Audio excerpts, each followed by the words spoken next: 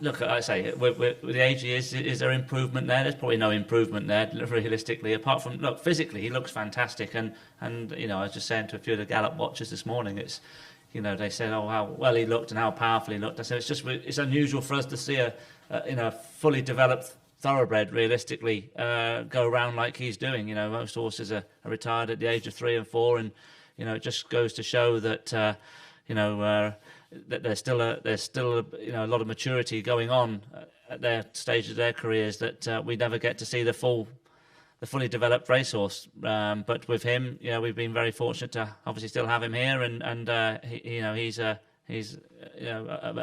beast of an animal going around there. He's got some presence around the paddock, should we say? So, like I say, I don't think physically, yes, that he's where he is. It's not going to be. He's not improved in the last 12 months, but he looks fantastic. His enthusiasm is second to none.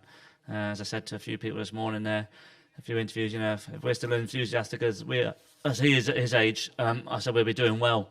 But he steps out onto that track and he means purpose every day. And but what does he bring to the table in the Breeders' Cup turf? Again, is experience and an abundance of it. And of course, I've always said it over the last sort of 12 months now. There's going to be younger legs out there ready to take him on. But when they do, they know they've had a race, and that's one thing for sure. He won't go out. He won't go down there or out there, should I say, and lie down easily. So he's again been an extreme pleasure to be a part of his great journey.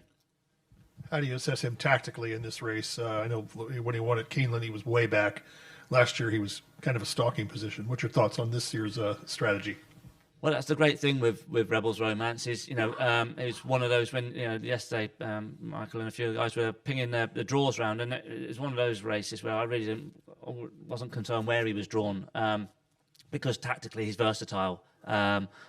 So, where would we like to see him in his pitch round there? Well, look, it looks as though there's pace on paper at the moment, but again, you never know until those gates open. We've done it many a time trying to sort of preempt how the race will plan out, and often more times than not, it's gone the opposite way. So I tend to sort of just try not to overcomplicate things by trying to, preempt how that race style is going to be run. But with a horse like him, William knows him so well. If there's pace on, he can drop him in. If there's no pace, he can be up there. But from that draw, you'd like to sort of, drawn one there, you like to pop and be forward going anyway.